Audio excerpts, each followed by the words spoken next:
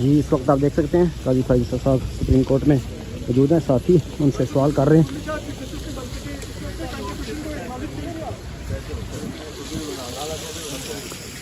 Score صاحب مشکل سوالات پوچھ رہے ہیں قاضی صاحب سے۔ سر نئے چیف جسٹس کو یادگار کا مشورہ دیں گے یا پھر قانون کی حکمرانی کا؟ قاضی فائز صاحب مطمئن ہے سر؟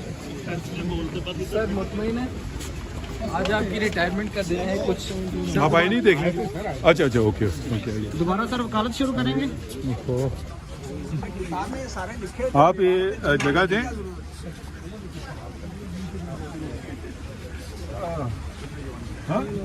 صحافی قاضی صاحب سے سوال کر رہے ہیں جی۔ سر آپ لوگ تشریف رکھیں، چائے پیجیے، چائے پیجیے۔ دروازے کھولے جواب دیں گے سر؟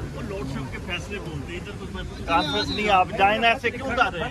ایسے نہیں نہ کرتے، وہ کریں گے رجسٹرار صاحب ہمارے ادھر نہیں کوئی ریت کے ساتھ دبائے رکھا تھا۔ چلے اگر آپ لوگوں کو چائے نہیں پینا ہے تو پھر ہم چلتے ہیں۔ بالکل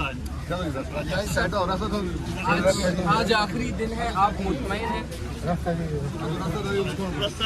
آپ نے ذاتی ٹھیکیدار سے یادگار کیوں بنوائی سر؟ کیسا ذاتی ٹھیکیدار سے یادگار کیوں بنوائی سر؟ کیسا بڑی ملکی سیاسی جماعت سے بلہ چھیننے کے فیصلے؟ یار ایک دفعہ کہہ دیا بس کریں میری۔ چلیں، تھینک یو، بہت اچھا اسٹیپ ہے آپ کا سر۔ تھینک یو، تھینک یو قاضی صاحب، تھینک یو ویری مچ، اللہ حافظ۔ او آئیے sorry, okay thank you coming. اجازت؟ السلام علیکم۔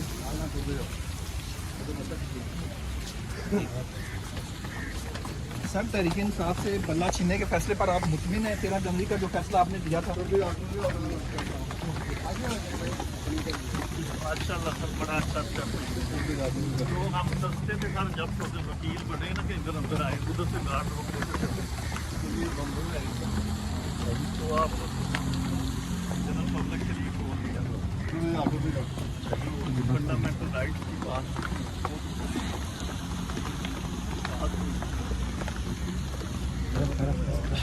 ابھی آپ ادھر ہو جائیں گے۔ مانومنٹ کی پبلک انٹری کے کیا میکینزم ہوگا؟ کیونکہ نارملی یہاں آنے نہیں دیتے لوگوں کو۔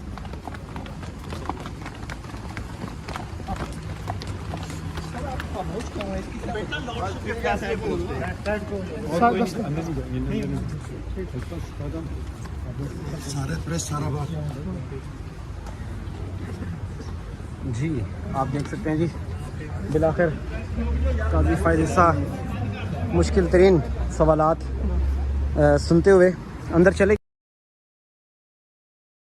قاضی صاحب کسی فیصلے پر افسوس ہے؟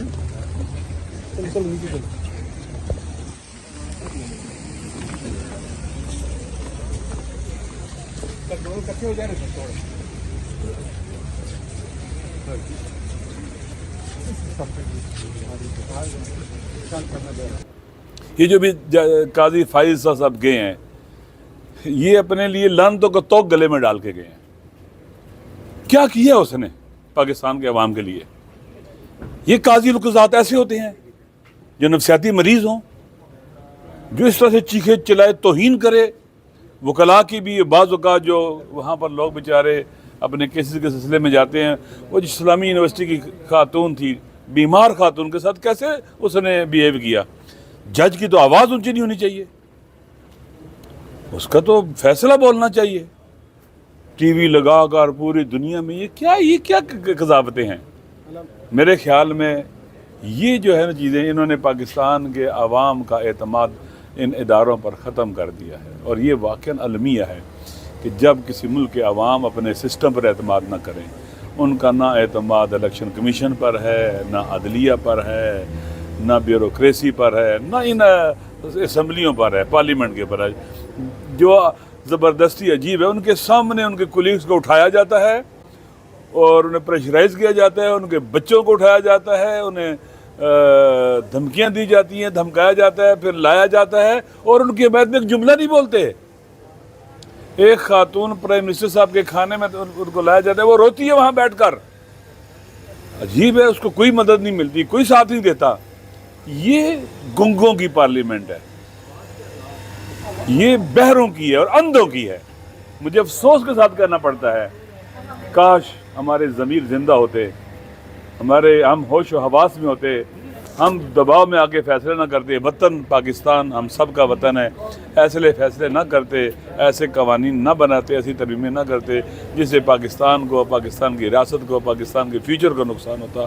یہ واقعاً ایک المیہ ہے جو پاکستان کے عوام دیکھ رہے ہیں اور لوگ ان کے سامنے ایکسپوز ہو رہے ہیں. بس آگے جی. ایک چھوٹا سا سوال, رانا ثناء اللہ صاحب کہہ رہے ہیں کہ ہم آئینی بینچز کا سربراہ بھی نہیں بننے دیں گے منصور علی شاہ کو. آئینی بینچز تو جوڈیشل کمیشن نے بنانے ہیں, تو رانا ثناء اللہ صاحب دیکھیں, پہلی بات یہ ہے کہ جب تمام اداروں کا احترام ہونا چاہیے, چاہے عدلیہ ہے, چاہے پارلیمنٹ ہے, چاہے دیگر ادارے ہیں, تو جب آپ اداروں کا اعتماد ختم کر دیں گے, عدلیہ کے فیصلوں کو پاؤں تلے روندیں گے, ان کی پرواہ نہیں کریں گے, تو پھر آپ سمجھ لیں کہ پاکستان کو تباہی اور بربادی کی طرف لے جانے کی کوششیں ہو رہی ہیں. ہر کسی کی اپنی ڈومین ہے, اس میں رہ کے بات کرنی چاہیے.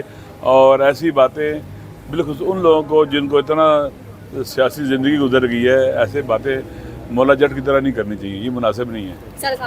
بیٹا میں نے بہت دور جانا ہے. ایک منٹ کا سب کا ساٹھ ہوتا ہے, بس کیا کریں. سر 26 یعنی ترمیم میں عوام کے لیے کیا ہے؟ عوام کے لیے کچھ نہیں ہے, پریشانیاں ہیں, دھکے ہیں.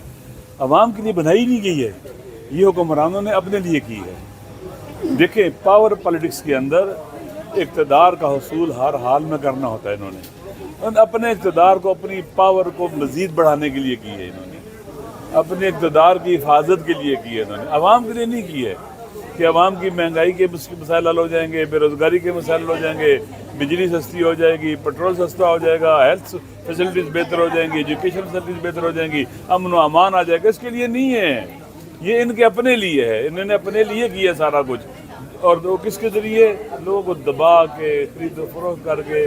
میرے خیال میں شرم کا مقام ہے, اور چلو بھر پانی لے کر ڈوب مرنے کا مقام ہے, جیسے یہ ترمیم کی گئی اور کرائی گئی ہے. جو سلسلہ اس پر نہیں چل رہا ہے, ایک جو ہے نا, جیسے نہیں کہتا کہ انتہائی ناہموار راہ پر چل رہا ہوتا ہے. تو ہماری تو یہی دعا ہے کہ اللہ تعالیٰ ہمارے ملک کو عادل جج دے, ایسے جج دے جو عادل کریں, عادل اور انصاف کے لیے کام کریں. ناظر جانیں, چیف جسٹس کا عہدہ قاضی القضات کا عہدہ ہے. یہ وہ عہدہ ہے جس کے ہاتھ میں لوگوں کی زندگی اور موت کے فیصلے ہیں. آپ مجھے بتلائیں, اس ملک کے بعد فیوچر کے فیصلے ہیں. ایسا چیف جسٹس ہونا چاہیے جو بیلنس پرسنالٹی ہو, جو قانون کے مطابق, دستور کے مطابق عمل کرے.